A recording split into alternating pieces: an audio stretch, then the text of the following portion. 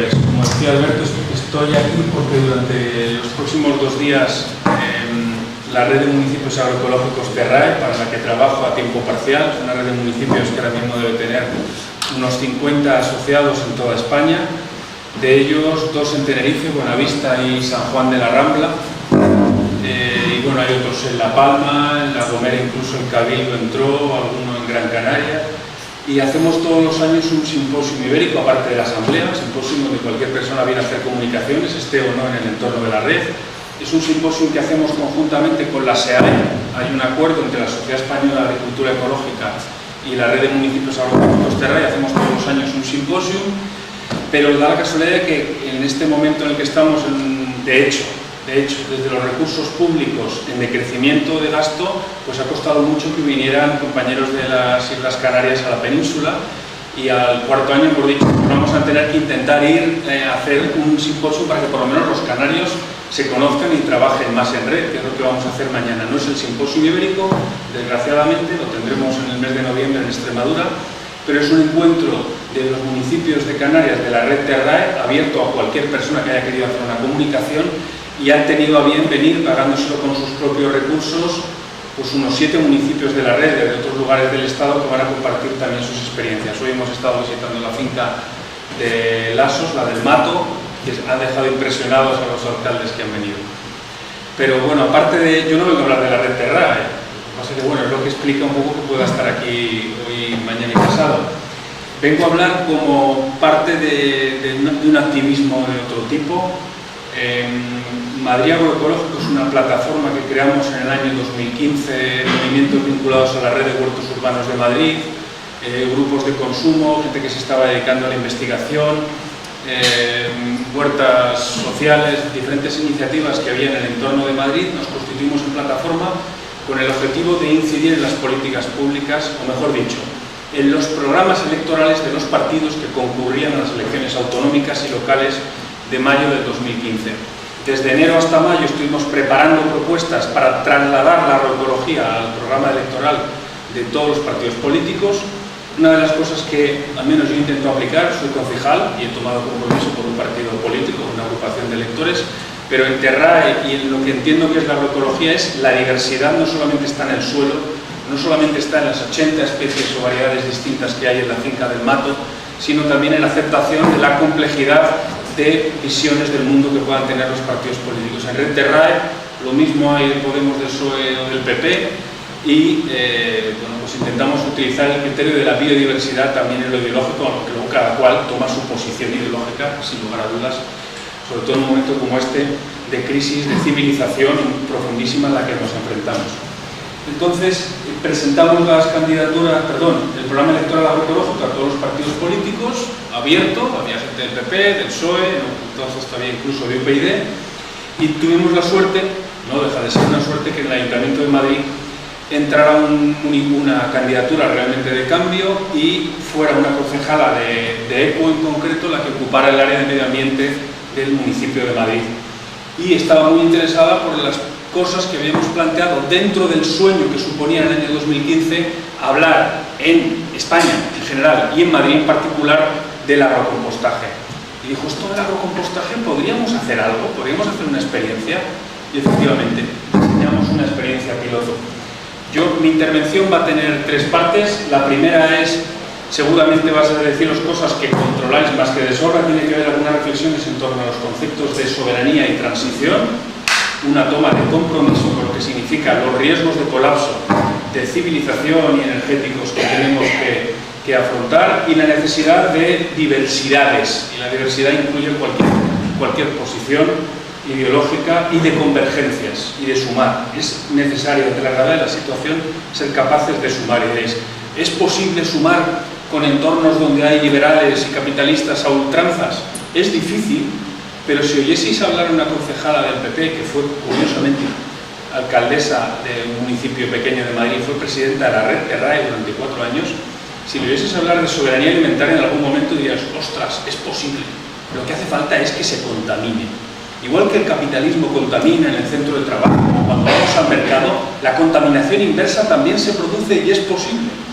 Es posible la contaminación, y que personas que tengan posicionamientos a priori ideológicos claramente procapitalistas hablen de la relocalización y de sistemas alimentarios locales.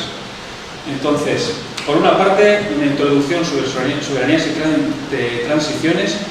La segunda, el paso de la agroecología a algo que ya implica una política pública concreta, que es el agrocompostaje. El agrocompostaje es cuando el agricultor que se esfuerza por producir de un modo distinto con la alianza del consumidor, alianza entre un actor económico, el agricultor, y un actor social, los consumidores, son capaces de incorporar a alguien que tiene las competencias, según la ley de bases de régimen local, sobre la gestión de los residuos urbanos, que es una patata caliente porque necesita utilización de suelo, acapara suelos, malgestiona recursos de materia orgánica, como son los recursos que podamos tener como residuos en casa, que son realmente la clave para alimentar a la tierra que nos alimenta. Entonces, ¿es posible el agrocompostaje? Sí, y necesitamos contaminar desde lo social a las administraciones públicas. Y lo que os voy a contar hoy, junio de 2017, prácticamente julio, es una historia que desde 2015 es una historia de esperanza, y con un montón de casos concretos hemos conquistado administraciones públicas para que lleguen a cabo cambios en los modelos de gestión. Le estamos llamando desde lo social la marea marrón. La posibilidad de que una persona, un activista en su casa, separe la materia orgánica, la deposite, la done en un determinado lugar y establezcamos un circuito que permita compostarlo, compensando al agricultor por hacerlo, para que después vuelva en forma de alimento, alimentar a la tierra que nos alimenta. Tiene una componente incluso de ritualización de los ciclos de la materia orgánica. Aprovecho, hoy he tenido la ocasión de conocer a Alexis, y es una de las personas que trajo el concepto de agrocompostaje a la lengua española, ¿verdad? Y al español, así que un reconocimiento a Alexis, porque yo sería de tercera generación, yo se lo habría ido a contar en su momento a Ramón Plana. Es un reconocimiento a Alexis. Nos tenemos que apropiar de los ciclos de la materia orgánica, que son la base para poder construir la agroecología. La agroecología no es solamente consumir, no es solamente producir, sino es un adecuado manejo de la materia orgánica y el suelo. Vamos entonces a hacer en esta segunda parte una introducción, desde mi conocimiento como técnico de una red de municipios, de lo que significa la gestión de los residuos y la oportunidad que se le abre a los agricultores, pequeños hortelanos, para recibir, no solamente recircular la materia orgánica, sino recibir rentas complementarias. Esa es parte de la clave. Los ciclos desde la ecología los podemos tener claros, pero lo que tenemos que ser capaces de reconstruir ecosistemas económicos sanos. Y eso es posible si conseguimos meter a las administraciones locales y profesionalizar el agrocompostaje. A día de hoy, en la finca de Lasos, en el Mato, se está haciendo un ciclo del carbono ejemplar, fijando carbono en suelo, consiguiendo una fertilidad extraordinaria del suelo, pero no está recibiendo ninguna renta complementaria el agricultor. Los que se llevan el dinero son las constructoras que llevan al PIR, a los vertederos o al riesgo de que se produzca una incineradora. Las mafias del sistema están ahí para ser capaces de acaparar los recursos económicos. Si nos queremos quedar con la marginalidad de gestionar los ciclos de la materia orgánica, nuestro es. No, nuestra pelea es luchar política y económicamente con las mafias que se están quedando con la materia orgánica y encima cobrando por ella. ¿Es posible que haya un reparto de rentas y que las tasas que pagamos los ciudadanos lleguen al agricultor que está gestionando de modo inteligente la materia orgánica? Es posible y es parte de la agenda que os voy a trasladar. Y en la segunda parte de la intervención haré primero una presentación muy breve de algunas cuestiones básicas de moneda social y enseguida un taller. Es un taller que he tenido la ocasión de ensayar en diferentes foros, en foros más liberales y en foros más afines. He tenido ocasión de, por ejemplo, hace un año en Ecuador, en una universidad privada en Ecuador, hicimos un taller de emisión de monedas. Ecuador dejó planteado en una ley de economía social la posibilidad de emitir monedas complementarias. Entonces diseñamos un taller que consiste en repartir roles. Entonces, en la segunda parte del taller, alguien que tenga relación con un consistorio, que sea concejal o alcalde, le tocará hacer de ayuntamiento.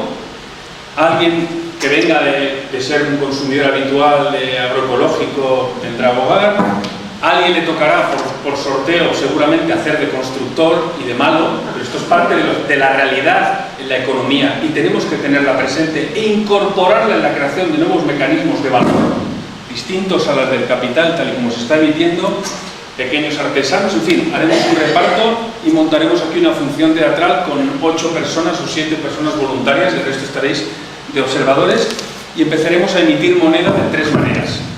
Empezaremos primero a ver cómo se gestiona la emisión en euros, como lo que hicimos en el caso de Ecuador en dólares, hemos también en el Impact Hub en entornos más bien propios de Ciudadanos, ¿no? Votantes de Ciudadanos, y hubo tensión al hablar de monedas complementarias. Un modelo de emisión de cómo funciona el dinero en euros y un segundo de moneda respaldada en euros, tipo, para los que tengáis conocimientos de monedas complementarias, el EQI, el Bristol Pound o las monedas de Toulouse o Benin, monedas respaldadas en euros, y un tercer escenario que serían las monedas de crédito mutuo emitidas desde la propia ciudadanía. Y por cerrar la presentación, estamos prototipando monedas respaldadas, y tiene relación la última con la segunda parte del agrocompostaje, monedas cuyo respaldo sería la materia orgánica que rescatemos de nuestras casas. ¿Os suena el Bitcoin? ¿Suena, no, la criptomoneda? Hay un Mini, que es un programa de ordenador muy complejo que necesita muchos recursos de energía para producir el Bitcoin, que pasa entonces a poderse intercambiar y con él se especula en mercados. Lo que estamos diseñando, y llevamos tiempo prototipando, y no creo que tardemos mucho en lanzarlo, es que tengamos una escatomoneda. Respaldar la emisión de una moneda desde lo social en función del esfuerzo de separación que hagan los hogares de la materia orgánica y donde lo depositen, siempre y cuando garanticemos que llega a alimentar a la tierra que después nos alimenta. Es juntar los aspectos de la agroecología con la inteligencia monetaria, que es parte de la transición. Y con esto paso ya a la primera de las partes. Soberanías y transiciones. He permitido algunas transparencias, seguro que algunas de estas os suenan. Esta es las famosas de los MIDO, los límites del crecimiento, con sus diferentes ediciones, la primera de los años 90 y sucesivas, que lo que nos vienen a decir, con variables bastante bien medidas y muy afinadas en la última edición del año 2012, es que la civilización, la occidental, la que se fundamenta en la Ilustración, en los principios de una democracia liberal, en los principios de una moneda y de una economía determinada, consumidora de recursos no renovables, generadora de gases de efecto invernadero, con un crecimiento exponencial de la población, tiene un límite. Tengo un buen amigo, no le he llegado a conocer en persona, pero a quien le lee se acaba siendo su amigo, un historiador británico que se llama Arnold Toynbee, que dijo: ha habido 21 civilizaciones a lo largo de toda la historia de la humanidad, y se dedicó a estudiarlas todas, cómo nacían, cómo crecían y por qué morían. No ha habido ninguna que haya durado más de un determinado tiempo. Hace mucho tiempo que teorizamos sobre que la civilización occidental, la que se construyó desde el siglo XV-XVI, pegó un salto con la Ilustración y las democracias liberales en el siglo XIX, va a tener un fin. Y lo que nos hablan desde los MIDO son las variables que seguramente no va a ser capaz el sistema de compensar los desequilibrios en materia de suministro de alimentación, crecimiento de la población, contaminación, utilización negligente de los recursos naturales y diferentes tipos de contaminaciones. Y una de las claves de los movimientos de transición, dentro de los que me encontraría claramente, sería el tema del pico del petróleo, sobre lo que seguro que aquí habéis trabajado largo y tendido. En algún momento de este siglo, el petróleo volverá a tener precios como los que tuvo el año 2008, ¿verdad, Alexis?, de cerca de $150 por barril. ¿Posibilidades de cuándo se puede producir eso? Pues hay diferentes opciones, pero hay una de las variables, hay 3 o 4 modelizaciones que viene a decir: no es un crecimiento que pique y directamente nos vayamos al garete. Tiene tendencia a ser una curva que va aumentando paulatinamente. Y se han hecho, de hecho, escenarios de crecimiento del precio del petróleo con subidas, después vueltas a bajar, bajadas temerarias como las que hemos visto en los últimos años, vuelta a subir, vuelta a bajar, y es lo típico de una persona o de un sistema ciclotímico, subidas y bajadas. Lo que en términos de personalidad consideramos que es un desequilibrio, cuando tenemos subidones muy fuertes y después depresiones, los sistemas económicos nos quieren hacer creer que es normal, pero es algo que va de un modo claro a conducir al colapso del sistema. Hay 2 maneras de entender la economía, si me permitís simplificar, desde la ecología o desde la historia. Una es la que nos cuentan los economistas liberales, que es el ciclo económico. No pasa nada que haya una crisis, nos vamos a recuperar. ¿Cuántas crisis ha habido desde que hay constancia de ciclos económicos? Pues hasta se han permitido teorizar sobre ciclos económicos de 4 o 10 años, sobre ciclos económicos de 15 y hasta de 70. Los tienen todos más o menos estudiados. Le llaman los ciclos económicos, y cuando hay una crisis se produce una purga, la mitad de los actores del sistema se van fuera, desempleados porque no se han cualificado, y que se cualifiquen, les da igual. Hay otro modelo para ver la historia, de más largo, y es que todo lo que sube baja, y eso es lo que no quieren entender los que se están centrando en modelos de ciclo económico corto, como si fuera una continua ciclo de vida y una reencarnación permanente, ¿no? La historia nunca es la misma. Y hay momentos para que dominó el planeta Tierra los artrópodos, después dominó el planeta Tierra los reptiles, y los reptiles desaparecieron y aparecieron los mamíferos. Hace 80 millones de años el planeta estaba totalmente ocupado por los grandes reptiles. Volaban, nadaban, corrían, cazadores, se alimentaban de vegetales, pastaban, y entonces había surgido un nuevo filo, un nuevo tipo de ser vivo, que eran los primeros mamíferos, las musarañas. Mientras el ecosistema durante el planetario, durante la edad secundaria o mesozoico, estuvo controlado por los grandes reptiles de sangre fría, ponían huevos y se desentendían de las crías, con sistemas de socialización no demasiado desarrollados, ya había en los intersticios de los ecosistemas mamíferos, sangre caliente, daban de mamar a las crías, con modelos mucho más complejos de relaciones sociales y con una estructura cerebral no solamente el reptiliano, sino habían envuelto con córtex, con una estructura más compleja alrededor. Durante mucho tiempo los primeros mamíferos tuvieron que vivir de comer cucarachas en las sombras de los ecosistemas controlados por los grandes reptiles. Pero la historia y la evolución funciona por su vida, se parece más a una campana de Gauss. Y llegó el momento en el que los reptiles colapsaron, y en apenas unos millones de años todos los ecosistemas de la Tierra estuvieron controlados, dominados, ejercidos por los mamíferos. Entonces eso es parte de los ciclos a los que tenemos que hacer frente. Por meter una cuestión de economía, que es una transparencia harto interesante, nos la tuvieron que analizar desde los Estados Unidos, es la correlación entre la deuda y la dependencia del petróleo. En esta parte de aquí abajo veis el porcentaje de la deuda que tienen los países sobre el total de su Producto Interior Bruto.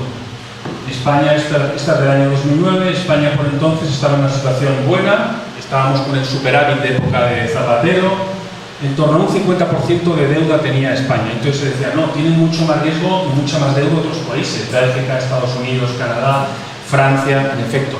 La deuda no es el principal de los criterios de riesgo de colapso país, porque esta transparencia del 2009 lo que nos viene a indicar es que los países de riesgo no lo eran por la deuda económica, era por la dependencia del petróleo, por el gasto de su Producto Interior Bruto que iba a la compra de petróleo para mantener su economía en vigor.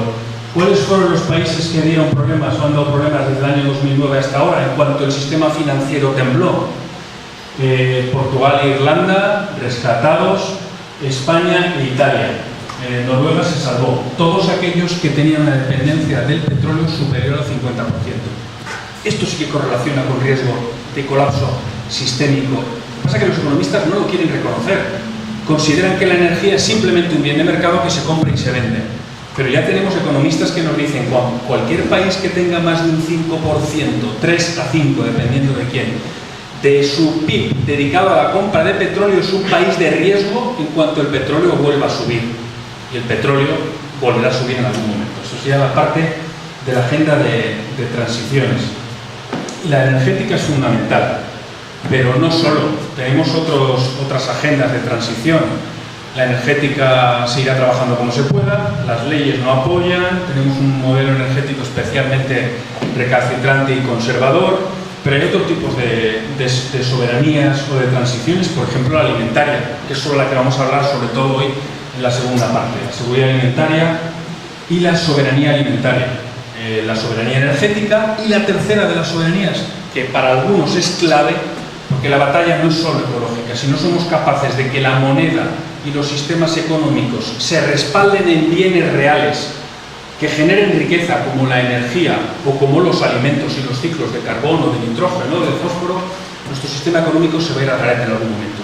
Igual que las musarañas estuvieron resistiendo durante siglos, millones de años, en sus resquicios hasta que los dinosaurios colapsaron y pudieron ocupar, necesitamos monedas sociales y complementarias que vivan en los intersticios del sistema, aunque sea el Tempus, aunque sea el Demus en Gran Canaria, forman parte de la capacidad de resiliencia por si el sistema peta. La construcción de monedas y de sistemas de intercambio complementarios al euro, porque el euro es una moneda de riesgo. Cualquier economía fundamentada en el monocultivo o en el bicultivo, y el archipiélago canario es un ejemplo de los riesgos que supone la dependencia del turismo o del plátano o del tomate, ya ha entrado precisamente en una situación muy delicada en Gran Canaria. Los monocultivos son delicados. En monedas pasa exactamente igual. Tenemos a un gran teórico práctico de las monedas, que es Bernard Lietaer, que dice: un bosque que solamente tenga una especie, como venga una plaga, la hunde. Nuestro sistema económico fundamentado en una divisa que es el euro, acoplada completamente al dólar, y lo vimos en 2008, como uno de los actores del monocultivo planetario de monedas colapse, el resto nos vamos detrás al agujero. Entonces es parte de la agenda la construcción de alternativas monetarias, y a eso dedicaré la segunda parte de la intervención después del descanso. Pasamos a... Todos estamos acostumbrados a saber lo que es una pirámide ecológica, ¿no? Los productores primarios están en la base y en función de la biomasa de vegetación, la finca del mato, en función de la biomasa de base podremos tener a la oveja peligüe, podremos tener a la cabra o podremos tener los seres vivos en sucesivos peldaños de la pirámide trófica. La economía se construye a la inversa. El capitalismo se ha construido invirtiendo la pirámide. Esto es en Estados Unidos. El 1% del Producto Interior Bruto lo genera la agricultura y el sector de materias primas. Un 1,9% la minería, y la mayor parte de la actividad está vinculada al sistema financiero. Un sistema financiero que no está respaldado, hace tiempo que no hay nada detrás de las monedas que estamos emitiendo, y que da la impresión de que nuestra pirámide está invertida y que es altamente frágil. A esto es a lo que un economista, José María Naredo, le llamó la regla del notario, y dijo: no es muy sano un ecosistema en el que uno gana tanto más cuanto menos tangible es el bien que aporta a la sociedad. Nuestro sistema está diseñado para que el agricultor pierda. Eso es parte de lo que os voy a trasladar en los próximos minutos. Y esto es un sistema completamente inestable. Un ejemplo de los riesgos del sector primario, de los más claros, es el precio de la leche. Vosotros, si vais a los pies de la cama de un pariente a un hospital y veis esto, fuera de las constantes de ritmo cardíaco, o fuera el azúcar en sangre, o cualquiera que fuera de las variables que tiene en cuenta un sanitario, y veis esto, os preocuparíais, ¿no? Dirías: ay, madre mía, a este le pasa algo. Efectivamente, esto es un sistema que durante un periodo tenía una tendencia de ciclos que podrían ser más o menos naturales, decreciente, que no es un muy buen síntoma. A partir del año 2008-2009, el ecosistema del capital mundial sufre un primer varapalo, y a partir de ese momento nos encontramos con que no vuelve a recuperar los ritmos de aquella fase del capitalismo previa al año 2007-2008.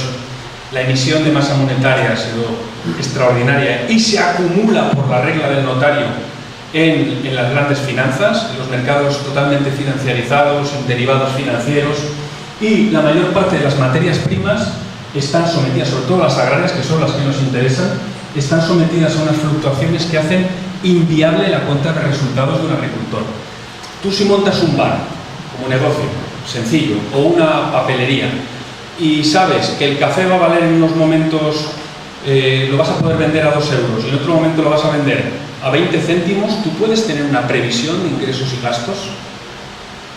Esas fluctuaciones en los precios hacen inviable cualquier negocio. ¿Quién está viviendo de la agricultura y la ganadería?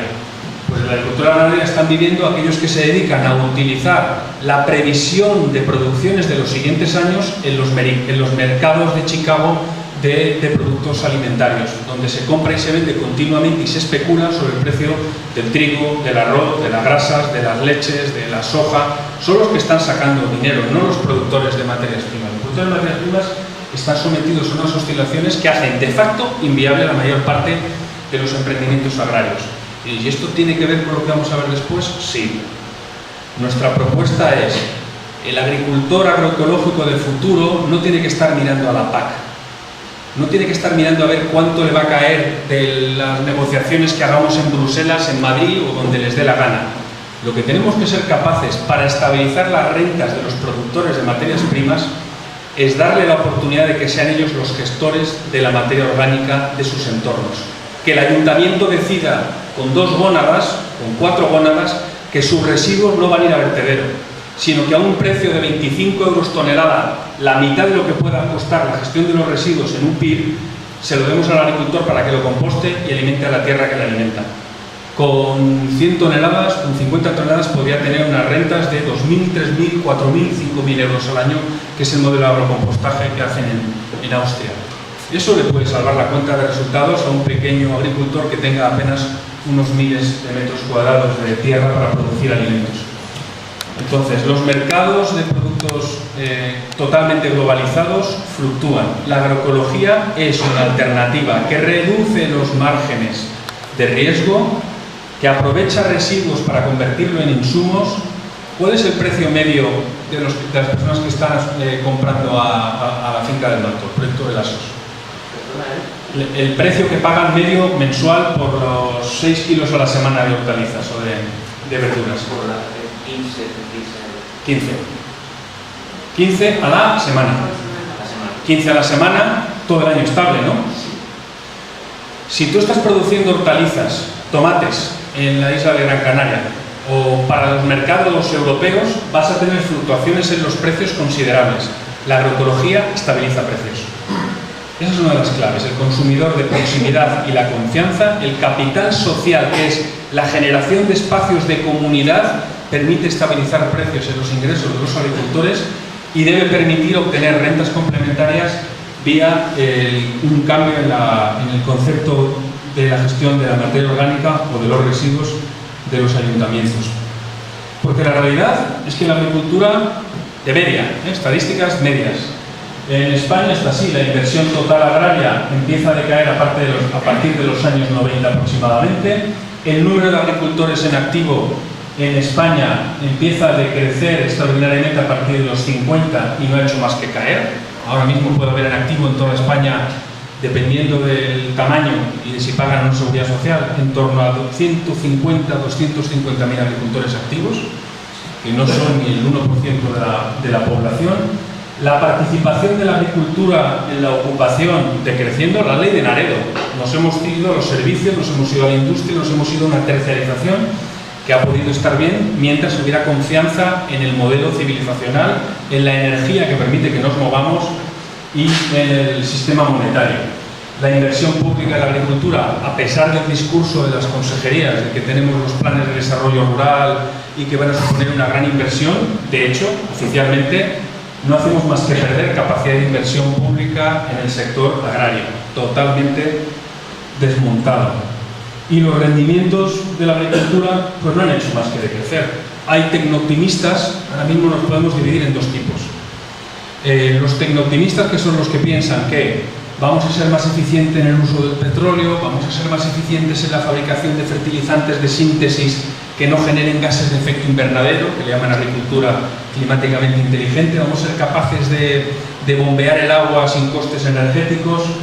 Lo cierto es que el valor añadido bruto de la primera revolución verde y de la segunda, incluyendo las ayudas de la PAC, la segunda mecanización, y seguramente en la tercera, es que va bajando al agricultor. La agricultura se está desmontando. Y luego, igual que el petróleo, hemos visto antes que según algunos ya hizo su peak, el peak oil, el año 2005, otros dicen que hizo el peak el año 2007, otros plantean que fue el año 2010, Algunos dicen que el pic está todavía por llegar y que podría ser en los próximos 2-3 años, como mucho 2020-2025, pero el pico del petróleo, es decir, en el momento en el que vamos a consumir más de lo que somos capaces de extraer, vamos a llegar al tope de la capacidad de suministrar a mercados, y cuando empieza a decrecer el suministro de petróleo, si aumenta la demanda, lo que hará es multiplicarse el precio extraordinariamente. El fósforo es uno de los elementos básicos para la agricultura. Cuando un agricultor compra fertilizantes, los fertilizantes son nitrógeno, fósforo y potasio, lo que llaman el NPK. El nitrógeno, con compostaje y tal, vamos a ser más o menos capaces de regularlo utilizando leguminosas. El potasio siempre lo tendremos si aprovechamos cenizas. Pero el primero de los factores limitantes para alimentar a una humanidad, que el año 2050 seremos 9.000 millones de personas, va a ser el fósforo. Y sin fósforo, lo es en las huertas, el principal factor limitante cuando uno está abonando una huerta tiende a ser el fósforo. En el planeta Tierra, el principal factor limitante para abastecer con el actual modelo industrial, que no es viable para el agricultor, pero para producir alimentos, va a ser el fósforo, y las previsiones es que el pico se produzca en torno al año 2030. Y en esto, en el del pico del fósforo, sí que están de acuerdo fuentes muy distintas. Ahora mismo, por dar una imagen de la estupidez colectiva en la que estamos en estas fases últimas o posteras de la civilización, sacamos el fósforo, que es un recurso muy escaso, el 85% se va a contaminar las aguas o a contaminar los suelos, y solamente el 15% es capaz de ser asimilado por las plantas. Pero no importa, mientras el precio esté barato, seguimos poniendo el fósforo sin pensar que pueda ocurrir en el año 2020 o 2030. La agenda del fósforo sería una de las que hay que tener en cuenta en la agricultura. Y luego, otra cosa general sobre el modelo de transición y sobre la importancia de los conceptos de soberanía antes de entrar a la práctica de la agroecología, sería el concepto de la tasa de retorno energético. ¿Qué es la tasa de retorno energético? Vosotros, si tenéis una empresa, volvemos al caso de un estanco de una papelería o de un bar, siempre tendrás cuidado en que la inversión que realices al inicio, en un periodo determinado, tengas retornos. O sea, tonto serías si inviertes más de lo que obtienes en euros, ¿verdad? Bueno, el sistema económico está pensado para que seamos inteligentes con el euro, si no eres simplemente un empresario suicida. Pero ¿qué ocurre con la energía, con el actual modelo intensivo en recursos no renovables todavía baratos? Pues que nos encontramos con que estamos invirtiendo más energía en producir un alimento que la energía que obtenemos con ese alimento. Eso es lo que se llama la tasa de retorno energético. Y la agroecología lo que plantea es: seamos capaces de, con prudencia, no lanzarnos al modelo de agricultura de las medianías, de las hambrunas de principios del siglo XX, cuando el 90% de la población era analfabeta. Se trata de tener en cuenta que los modelos tradicionales, la China, por ejemplo, tradicional, tenía una tasa de retorno energético, aquí está, de en torno a 50. Es decir, por cada caloría que el agricultor metía en el sistema, incluyendo estiércoles, trabajo animal y trabajo humano, sacaba 50 calorías de rendimiento. Ya quisiera ahora mismo una empresa meter uno y sacar 50. Ni el más espabilado de los capitalistas financieros espera invertir una y sacar 50. Otro modelo de granja, las granjas inglesas del siglo XIX con la Ilustración. Llegaron a una tasa de retorno energético máximo, aplicaron la primera revolución agraria, fue la del uso inteligente, agroecológico por cierto, de la relación entre animal y planta. La primera revolución de los años 1850 en el Reino Unido significó: vamos a intentar que cualquier granja tenga tanto animales como prado y patata. Entonces aprovechaba para hacer el ciclo dentro de la propia granja y llegó a estas tasas de retorno energético. El granjero ponía una caloría y obtenía 40. Inglaterra proveía alimentos aceptablemente. Luego se distribuían mal, pero eso es una cuestión que no podemos entrar ahora. La cerealicultura castellana, cuando vais por las mesetas del interior de la península, el poner cereal, sacar el grano, luego pasar la oveja a lo que se llama el careo, aprovecha, y hay un equilibrio también agroecológico entre planta y animal en condiciones áridas o semiáridas como las del centro de la península. El clima no ayuda.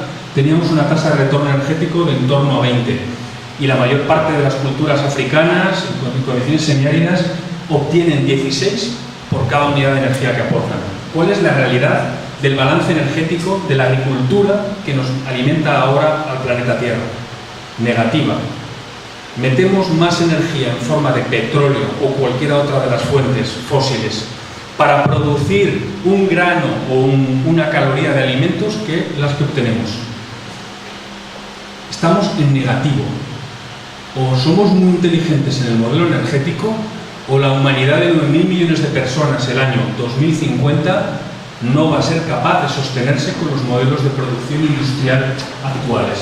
Balances negativos y orígenes no renovables. Preocupante.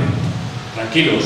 La FAO encargó un informe a Olivier Schuster hace 4 o 5 años, supongo que ya estaba mañana, y le dijo: oye, ¿sería posible con los principios de la agroecología mantener al planeta Tierra cuando seamos 9.000 millones de habitantes con modelos agroecológicos? O sea, volver entre lo que podamos saber ahora de ecosistemas, ciclos del carbono, permacultura de nuevo cuño hecha en anglosajón o en cubano, con los nuevos conocimientos de agronomía y escuchando a las tradiciones de cada territorio, ¿seríamos capaces de alimentar a la Tierra? Y el resultado fue claro, sí. La clave, pequeñas fincas. Lasos tiene 4.000 metros útiles de superficie y está alimentando en torno a 30 a 35 hogares. Es posible, sí. Lo que hace falta es una gestión intensiva en trabajo y un manejo muy adecuado de la materia orgánica. Eso es lo que plantea la agroecología. La clave del cambio de modelo productivo es la inteligencia en el ciclo de lo que ahora va a un vertedero, o corremos el riesgo de que vaya a una incineradora en los próximos años para utilizarlo para alimentar a la tierra que nos alimenta. Los chinos tradicionales fueron tan inteligentes que ellos ni siquiera tuvieron peste. En la Edad Media, no sé si os acordáis que hubo unas pestes espantosas en Europa.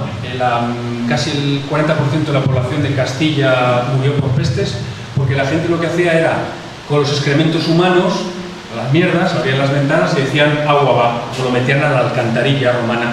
Y en el alcantarillado romano las ratas vivían como querían, comían la mierda y criaban en las esquinas del alcantarillado. En esto los romanos no fueron muy inteligentes. ¿Qué es lo que hacían los chinos? Todos los días los hijos, a primera de la mañana o a última hora de la tarde, en función de los ciclos de vientre de la familia, sacaba en un cuenco de porcelana chino, o muy fino o muy vasto en función de los ingresos de la familia, sus residuos y se los vendía a un agricultor. Y el agricultor cogía lo que ahora, para hablar en fino, llamamos el humanure, human manure, estiércol humano, ya está acuñado el término anglosajón, cogía los estiércoles humanos, los sacaba a la agricultura y permitía que China tuviera una intensidad de 50 calorías por cada unidad invertida. La única que fue capaz de utilizar realmente de modo inteligente los estiércoles humanos. La transición de sistema planetario en algún momento tendrá que tener incluso la mierda en su agenda. Y no me refiero a la mierda que va a vertedero, sino a la mierda que se va con agua potable por el retrete. Eso será en algún momento parte de la transición. Necesitamos el fósforo. Y el fósforo no lo tenemos en cualquier lugar. El fósforo sobre todo está vinculado a los animales. Tenemos el fósforo en el pescado, que lo comemos. Tenemos el fósforo en las neuronas, fundamental para el funcionamiento nervioso. Y excretamos fósforo en las heces fecales. El ciclo del fósforo necesita un manejo inteligente del humanuro. En algún momento lo veremos. En los próximos 10 años la agenda es otra, pero en los próximos 20 o 30 ya veremos. Bueno, y esto tiene que ver con la política, o podemos esperar algo de la reforma de la política agraria común, de lo que nos digan desde Bruselas. A estas alturas del siglo soy profundamente escéptico. He participado en procesos de lobby en el Parlamento Europeo. A día de hoy, cuando nos dicen vamos a reformar el primer pilar, que por cierto a Canarias del primer pilar apenas le llegan nada, que son ayudas agroambientales, Red Natura 2000, compensación de rentas vía el pago verde, si estás haciendo una gestión adecuada, metes un poco de leguminosas, es la mayor parte del presupuesto de la política agraria común, se va al primer pilar. El segundo pilar es desarrollo rural. Ayuda para que agricultores se den de alta, si un agricultor quiere comprar una máquina para hacer queso en lugar de vender la leche, o la mayor parte de las medidas, las agroambientales, y agricultura ecológica estarían en el segundo, en el primero estarían las del green. Entonces están debatiendo qué van a hacer a futuro. ¿Sabéis cuál es el lobby más efectivo a día de hoy? ¿Os acordáis que os he hablado de la financiarización de la economía, no? Bueno, pues ya tenemos a todas las compañías de seguros que están diciendo que el futuro de la PAC no va a ser ayudar al greening ni darle una renta para que en función del número de cabezas de ganado como antes o la superficie de hectáreas que tengas de prado, no. Va a ser para cubrir los riesgos de las variaciones de precio. Ahora mismo un agricultor compra un seguro. ¿Para qué? Si le llega un granizo y le rompe las papas, para poder garantizar que recupera. El sistema de seguros, la financiarización de la economía en las monedas oficiales, sea el dólar, sea el euro, sea el yen, llega a tal grado que la PAC va a ir a que el agricultor utilice el dinero de la política agraria común para hacer una previsión de riesgos de los precios de mercado de su producto, no del granizo. Porque claro, las fluctuaciones de precios son tan grandes que la alternativa del capitalismo, lo que os enseñaba antes, es convirtamos en riesgos para las compañías de seguros lo que es un riesgo para el productor. Y hay muchos agricultores que lo están viendo interesante. La financiarización es seguramente una de las bazas que vamos a tener en el próximo periodo de la PAC. Pero hay alternativas, sí. Pasa que son alternativas que no pasan por la PAC, pasan por la PAL. Los municipios, el municipalismo, la acción local. De negociar con comunidades autónomas tenemos el culo pelado. Con el Estado no esperemos mucho. Es la proximidad, las competencias de los municipios.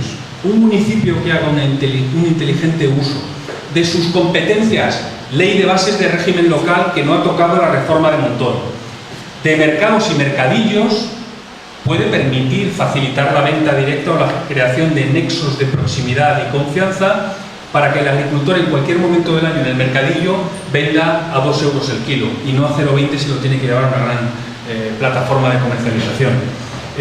Un ayuntamiento o una administración local tiene competencias sobre la materia orgánica. Yo no sé cuál es el coste actual en la isla de Tenerife de la gestión de los residuos urbanos, pero no creo que esté por debajo de los 200 euros tonelada. Ahora, ¿perdón? ¿Por debajo? ¿Cuánto? Pregunta maliciosa. ¿Incluye las amortizaciones de los equipos o las amortizaciones de los equipos las quitan? Respecto a eso, los ayuntamientos tienen que encargar a Cabildo y con la fracción de resto le pagan a Cabildo, que es el órgano supramunicipal, 40 euros por tonelada. Con eso no se cubren los costos en absoluto. Pero eso para vertido, ¿no? Y la recogida va por otro lado. Ahí va todo el estudio.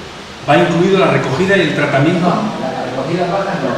Ah. A partir de la Eso es. De la planta de transferencia, 40.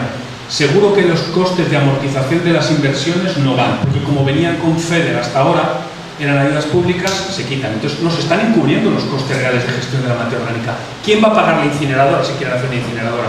¿O quién va a pagar el nuevo vertedero? Porque el FEDER, el recurso que hasta ahora se ha estado utilizando para hacer autovías, líneas de alta velocidad o para las plantas de gestión de residuos, la Comisión Europea, afortunadamente, y me podéis dar un golpe en la nuca por decir afortunadamente, ha dicho, no, lo siento, a partir de ahora tiene que ir a criterios de economía baja en carbono y economía circular. Y desgraciadamente para empresas, ya no para administraciones públicas. El dinero que hemos recibido hasta ahora para esas plantas que no incluimos en los costes de amortización, a partir de ahora va para empresas privadas que se están encargando de meter la economía circular como parte de su agenda de negocio. Afortunadamente, por un lado, porque la ecología industrial, que era un principio que llevamos defendiendo desde ecologismo mucho tiempo, y es piensa en todo el ciclo y sé eficiente cuando diseñes un envase y un embalaje, no lo lleves a Ecoembes, sino a un sistema más corto que permita que vuelvas a incorporarlo como materia secundaria en el proceso productivo. Eso era en ideología ecologista. Ahora la Comisión pone dinero para que las empresas diseñen con principios de ecología industrial la producción de sus bienes de mercado. Bueno, los costes de gestión de residuos, incluimos las amortizaciones, me fío de los vizcaínos, que tienen un recurso muy escaso, como en Canarias, que es el suelo. Una gran densidad de población, con grandes pendientes, dificultad de desmontes y terraplenes. Los vizcaínos están calculando 287 euros por tonelada de residuos. Esos 287 euros por tonelada, 200 vamos a poner, incluyendo amortizaciones. Si en lugar de utilizarlos comprando grandes equipos, que ya sabemos a quién van a ir destinados, intensivos en energía, procesos industriales pesados que no se habrán generado jamás en las islas, ni siquiera en España, y que tendrán que venir de Alemania en la mayor parte de los casos. ¿Y si le pasamos esos recursos a un agricultor que de todas maneras necesita fertilizantes en su campo? Fertilizantes de síntesis, no sé si lo sabéis, pero por cada kilo de fertilizante de síntesis se necesita entre 3 y 6 litros de petróleo equivalente para fabricarlo. El NPK que se compra en las cooperativas necesita una grandísima intensidad energética para producirlo, porque el nitrógeno está en el aire. ¿Sabéis qué porcentaje de lo que respiramos es nitrógeno?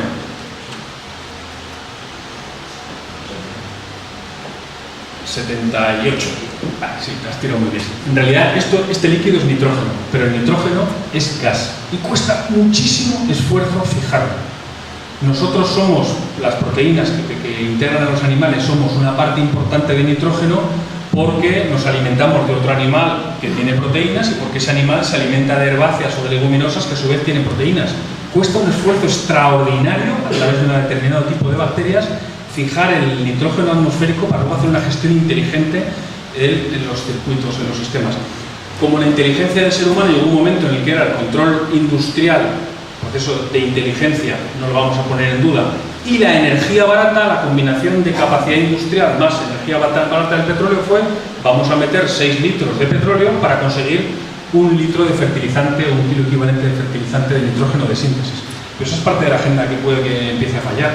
Como bien sabe Alexis, y lo ha estado estudiando para el caso de Canarias ampliamente, en cuanto subió el precio del petróleo, subió el precio de los fertilizantes de síntesis y empezó a producirse la importación de compost en la economía canaria. Es muy sensible el precio de los fertilizantes al precio del petróleo. El tercer pilar de las políticas agrarias son políticas agrarias locales, municipio a municipio, con una gestión inteligente de la materia orgánica. Tenéis en Tenerife uno de los casos más palpables de gestión inteligente de los ciclos de la materia orgánica, que es la finca del Mato de Lasos. Es un referente. He estado hoy visitándola con alcaldes del PP, del PSOE, de diferentes partidos políticos de la península, y les ha quedado clara la gestión de la materia orgánica. Lo tenían en la agenda ya, pero es capaz de generar una fertilidad extraordinaria en el suelo. Eso es lo que necesitamos, que las administraciones locales recuperen la gobernanza, no solamente de las adjudicaciones públicas, sino la gobernanza de los ciclos de la materia orgánica. Entonces, ¿qué significa el tercer pilar de los sistemas alimentarios locales? La remunicipalización de muchos de estos principios. Afortunadamente la FAO lo ha visto y ha impulsado algo que se ha puesto de moda en la península, que es el Pacto de Milán. Y la FAO lo que le dice a los ayuntamientos es: ¿seríais capaces de firmar un acuerdo en el que os comprometáis a favorecer comedores colectivos de compra agroecológica o de compra local en vuestros municipios? Lo que viene haciéndose aquí, nuestra Margarita, lo que viene haciéndose aquí desde hace tiempo. ¿Sería posible que la materia orgánica la gestionara un agricultor para alimentar a la tierra que nos alimenta? ¿Sería posible que en lugar de esperar a que hubiera ayudas a la incorporación de jóvenes en la agricultura por parte de la consejería, los ayuntamientos tuvieran bancos de tierras para que aquella cantidad importante de desempleados del sector servicios, del sector de la industria, aquella pirámide de financiarización, lo que genera han sido grandísimas bolsas de desempleo? ¿Podría haber nicho de actividad empresarial o de empleo, de autoempleo en la agricultura en Canarias? Sí. ¿Y qué hace falta, entre otras cosas? Acceso a la tierra. Y el acceso a la tierra, entre otras cosas, hace porque un alcalde, un concejal en su propio pueblo sabe qué tierra está infrautilizada porque esa persona se ha ido a Tenerife o se ha ido a la península, le pega un golpe de teléfono y dice: estoy haciendo un banco de tierras municipal porque tengo un 20% de desempleo juvenil o un 20% de desempleo. Y si hago un banco de tierras, dime si quieres que pague en especias, te paga en papas o te paga en euros. Pero por favor, esa tierra no puede estar infrautilizada. Es una ofensa a la inteligencia colectiva que haya tierras infrautilizadas. Entonces, la administración local es la que puede mediar entre el que tiene tierras sin utilizar y aquellas personas que no saben qué van a hacer con su futuro profesional. La agricultura es una actividad digna, y Javier es un ejemplo de ellos y otros muchos que hay. El tercer pilar son los sistemas alimentarios locales, la construcción de comunidades de transición en las que lo público, lo social y lo privado juntos dialoguen un cambio de modelo. ¿Ibas a decir algo? Efectivamente, entonces, ¿qué es lo que se plantea? Pues lo que planteamos es que el primer elemento del proceso de transición, aparte de pensar la materia orgánica, es el diálogo entre tres tipos de actores. Los actores de lo social, los que realmente son la vanguardia de los cambios, que nunca va a ser ni los organismos públicos, ni siquiera los de mercado, porque los mercados van a lo suyo, que es a obtener rentas en euros, aunque desequilibren el sistema, eso les va igual. El tercer sector, que piensa más en cuestión de valores, organizado de un modo creativo, utilizando el capital social. El futuro del capital, no del capitalismo, sino de la construcción de capitales en el planeta, pasará por el equilibrio entre un uso inteligente del capital financiero y un uso inteligente del capital social. ¿Qué es el capital social? La confianza y la construcción de sistemas de proximidad en los que seamos capaces de reconstruir ciclos de relaciones entre personas y de relaciones con los ciclos de la naturaleza. Y en algún momento tendrán que incorporarse los del sector privado. Lo que hemos hecho en Terrae es hacer una asociación de municipios. Y al principio, cuando se creó la asociación, entre 2010 y 2012, se debatía: ¿tiene que ser una asociación de municipios o una asociación donde puedan entrar movimiento ecologista, asociaciones de todo tipo? Y la decisión, yo no estuve de acuerdo, pero ahora la valoro positivamente, es mejor que solamente de administraciones locales. ¿Por qué? Porque hay un sujeto en el ecosistema de la administración pública que dificulta extraordinariamente los cambios, que es el secretario interventor. Y es bueno que los alcaldes, los concejales, vean cómo han resuelto las limitaciones que les plantean muchas veces los secretarios interventores. Es decir, sus problemas son comunes. Igual que las reivindicaciones de lo social se parecen, los retos que tiene un municipio, por mucha voluntad política que tenga, para hacer transición y hacer procomunes desde las competencias de lo público, se encuentra con dos obstáculos: la ley de bases del régimen local y el criterio del secretario interventor. Cuando un municipio consigue que un secretario interventor le permita o le cuele algo, los otros van detrás. Entonces, es bueno que se trabaje entre colectivos iguales. Una última cuestión, bueno, no es última porque queda todavía un buen rato, pero una cuestión importante también de la agenda de la transición, y no tiene que ver con lo local, tiene que ver con la información al consumidor. ¿A que da buen resultado que los electrodomésticos tengan gama A, B, C, D y E? Porque cuando compras un electrodoméstico lo haces pensando en un doble balance: el balance de precio y el balance de la eficiencia energética. Y sabes que si compras un A o un B es mejor, y por unos cuantos euros prefieres un A o un B que será más eficiente en el uso de la energía que un D o un E que despilfarra.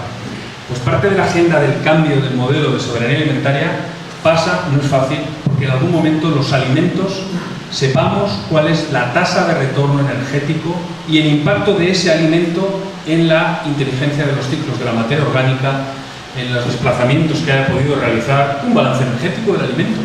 Eso es parte de lo que deberíamos exigir. Lo han metido las viviendas. En la península es habitual, supongo que aquí también, aunque no sea tan importante el tema del aislamiento, no vale lo mismo una vivienda de tipo A, que tiene una certificación hecha muy bien aislada, que una de tipo E, que pierdes por todos lados, tendrá calor en verano y frío en invierno. Se está haciendo con los vehículos. Parte de la clave del cambio del modelo alimentario será que tengamos un tipo de certificación. Y lo tenemos, algunos lo tenemos ya estudiado y teorizado. ¿Qué significará un alimento de tipo A? Eficiente en la energía y fijador de carbono. Los sistemas agroecológicos, como los que tenéis por aquí, o sea, donde el agricultor y el consumidor se conocen, hay proximidad kilométrica, la materia orgánica se utiliza de un modo inteligente, se fija carbono en suelos, y eso será un alimento de tipo A. Sistemas alimentarios comunitarios de transición, la clave. Y algún día lo público deberá financiar esto, y ahora lo tenemos que hacer a escondidas, porque los ayuntamientos ni se enteran ni quieren de que existen grupos de consumo que están sacando adelante un agricultor en su municipio gracias a consumidores en Santa Cruz. El modelo B, las producciones ecológicas certificadas, que pueden acabar en Frankfurt o en Nueva York. Yo creo que sería estupendo que hubiera mucho más porcentaje del plátano canario en ecológico colocado en los mercados centroeuropeos. No hay nada que objetar a eso. Sería un elemento de tipo B, porque es menos eficiente, tiene que comprar insumos certificados, muchos de los insumos certificados cuesta producirlo en proximidad. Modelos de tipo C, las producciones integradas, estará vinculado a medidas agroambientales seguramente de la PAC y diferentes certificaciones tipo el Global Gap o el Global GRAS, diferentes certificaciones. Modelo D, las producciones convencionales que tenemos a día de hoy, lo que compramos en la mayor parte de nuestros supermercados. Y el tipo E, lo que nos va a venir con el TTIP. El Tratado de Libre Comercio Transatlántico entre Estados Unidos y la Unión Europea nos va a colocar productos, y no estaría mal, si nos la acaban colando, que espero que no, si nos la acaban colando, que les digamos sí, pero yo quiero un certificado de eficiencia energética.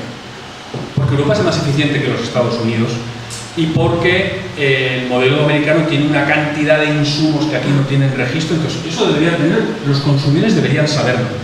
Y tal vez igual que sabemos que si compramos un electrodoméstico de tipo A o B, si nos cuesta 10 euros más, lo vamos a hacer, en sistemas alimentarios tal vez lo hagamos, porque sepáis que un pollo que nos llega de los Estados Unidos del tipo E puede estar en torno a los 2 euros el kilo. Es el precio que tiene el pollo en los Estados Unidos, porque se permiten tratamientos con cloro, la utilización de todo tipo de pesticidas en la producción del grano que sirve de alimento al pollo. 2 euros. En precio nos tumba. ¿Cuánto cuesta un pollo en agroecológico? Tenemos casos en Castilla y León, en el mismo pueblo donde estamos produciendo pollo en agroecológico a través de una CSA, pues es difícil que esté por debajo de los 10 euros el kilo. Ahora bien, por ir al caso del pollo, si los pollos, en lugar de tener que comprar un grano certificado o un grano ecológico, les damos la basura del propio municipio antes de que entre en cubas grandes, o sea, una gestión pequeñita, como se ha hecho toda la vida cuando alimentábamos pollos de corral. Si los residuos del pueblo o del municipio o del entorno orgánicos van a una pequeña granja de producción de pollo agroecológico, seguramente el precio podría reducirse. Los análisis que tenemos, un 70% se podría reducir si damos alimento orgánico residual a los pollos. Y un alimento de lo que nosotros tiramos es la inteligencia de toda la vida de los paisanos. Es dar la basura a los cerdos, a los chanchos o a los pollos. Con cambio de modelo de inteligencia es posible tener producciones de tipo A eficientes energéticamente y asequibles desde el punto de vista económico. Porque las de tipo E, D, C y B son intensivas en capital financiero, son intensivas en energía y particularmente en la actualidad de energías no renovables, y son intensivas en insumos de síntesis que generan muchos gases de efecto invernadero. Las de tipo A son intensivas en capital social, en mecanismos de confianza y de intercambio dentro de las propias comunidades locales, son intensivas en trabajo. La finca de Mato, perdonad por ejemplo, pero lo tenéis aquí y yo lo acabo de ver hace un rato. No ha entrado un tractor en 20 años. Lo que hay es mano de obra, trabajo, vocación y amor por la tierra y mucha materia orgánica. Mucha mierda en el suelo bien gestionada. Y los recursos naturales de materia orgánica. Esa es parte de la agenda de la transición. Y hay una cosa que si yo fuera canario me preocuparía, y supongo que muchos de los que estáis aquí os preocupa. Si hay algún sitio en el que será difícil mantener a la población en la relación a los recursos, territorio, población, son las islas. Las islas tienen una densidad de población extraordinaria. Yo no sé, no he hecho todavía los cálculos de si la cronología sería capaz de alimentar al 100% de la población canaria, pero difícilmente. Pero no os preocupéis, porque tenemos casos de islas, las Islas Británicas, por ejemplo, han optado por un modelo que consiste en planificar la alimentación haciendo círculos. Lo que yo os he planteado por intensidad energética, ellos lo hacen en función de los kilómetros. Y van marcándose si esto es 100 miles, 100 millas, o si es de 30 kilómetros alrededor del pueblo, o si viene de fuera de las islas, y en el consumo priman la compra de proximidad. Eso forma parte de la agenda de transición. En el caso de Cuba, que se ha estudiado mucho, hay un montón de vídeos en internet, es especialmente interesante y el clima os ayuda. ¿Qué ocurría en la Cuba hasta los años 90? Pues que estaba en el bloque del este, compraba el petróleo barato a la Unión Soviética y se había especializado en exportar azúcar de caña a todos los países del bloque del este. La producción de caña de azúcar no hizo más que crecer desde la Segunda Guerra Mundial hasta los años 90. ¿Pero qué ocurre cuando cae el bloque del este? Dejaron de comprarle el azúcar los suyos y encima le metieron el bloqueo a los norteamericanos. No solamente el bloqueo para exportar el azúcar, sino el bloqueo para importar petróleo.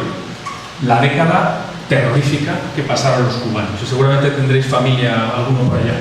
Una década terrible en la que no tenían dinero ni para aspirinas. ¿Qué hicieron en esa década? En esa década se produjo la transición agroecológica.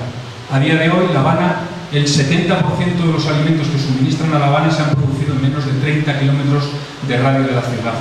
Lo pasaron mal una década, pero la diversificación agroecológica es posible. ¿A qué recurrieron ellos? Volvieron al buey, porque los tractores no podían pagar el gasóleo que llevaban. El gasóleo era para los coches oficiales. Y se produjo una transición. Lo que se trata es no llegar a la situación crítica de en 10 años pasar las canutas y llegar a más o menos estabilizar por lo menos el precio de los alimentos, sino hacer una transición inteligente en 20 o en 30 años. Esa es nuestra agenda de transición. Lo que ellos hicieron sufriendo en 10 años, tenemos que hacerlo con inteligencia y construcción comunitaria en los próximos 20 o 30. Esa es la agenda de nuestra generación. ¿Alguna observación sobre la primera parte?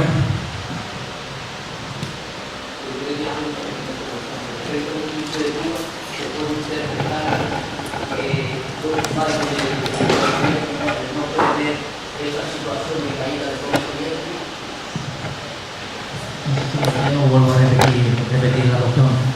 Con respecto a la puesta en funcionamiento de la agricultura en el sistema cubano, se puede identificar como un fallo del gobierno, ¿no?, al no prever que en un momento determinado podía caer el bloque soviético dado su forma de ejecutar su economía. A ver, cualquier país gestado, cualquier Estado-nación gestado en la modernidad tiene dificultades para entender esto, seas capitalista o seas comunista. Entonces es un problema. La centralización, cuando formamos a ingenieros para que nos gestionen entre 50 listos los ciclos de todo un país, lo van a hacer mal. Eso es un empoderamiento de comunidad a comunidad. Lo que hizo el comunismo fue de construir los sistemas de inteligencia de la gestión de la materia orgánica que tenían seguramente las comunidades campesinas del principio del siglo, que se alimentaban mal, seguramente, pero se puede combinar la inteligencia en la gestión de ciclos con garantías por parte de lo público. El modelo cubano hubiera podido ser de otro tipo. No lo hicieron bien, ¿no? Desde mi punto de vista, me parece un exceso denominar a Cuba, a la Unión Soviética, como comunismo. Fue un principio intentar, pero realmente había mucho coriguilla que estaba muy contaminado por el capitalismo de tanto tiempo, ¿no? Así que fue un intento a través de una serie de acontecimientos, pero que no llegó a funcionar el comunismo, porque el comunismo era otra cosa desde mi punto de vista. De acuerdo. Voy a coger el micro. Yo creo que en el momento en el que el Estado, cualquiera que sea, intenta la centralización y la creación para los alimentos de grandes mercados, o sea, porque ¿en qué acabaron consistiendo los soviets en el caso de la Unión Soviética? No en comunidades que producían una parte para el autoconsumo y luego exportaban excedentes. No, lo convirtieron en monocultores de patata, monocultores de remolacha para luego sacar el ron o el vodka. Entonces, lo que no tiene sentido es generar... tenía sentido en aquella época, lo hubiéramos hecho seguramente cualquiera de nosotros, pero a estas alturas del siglo, un proceso de campesinización requiere diversificar productos. 80 productos al cabo del año, nos comentaba Nani, que tiene en el proyecto este agroecológico de Dasos. 80 productos alimentarios distintos, hortofrutícolas, al cabo del año. Eso es una comunidad de transición. No por muchas papas que hagas, pues no es. Bueno, pues vamos a comenzar la segunda parte de la agroecología al agrocompostaje y empezamos ya a entrar en el detalle de lo que os he ido avanzando. Lo que os voy a contar es una experiencia gestada esencialmente desde los movimientos sociales. La transparencia que os decía antes de que la creatividad esté en el capital social.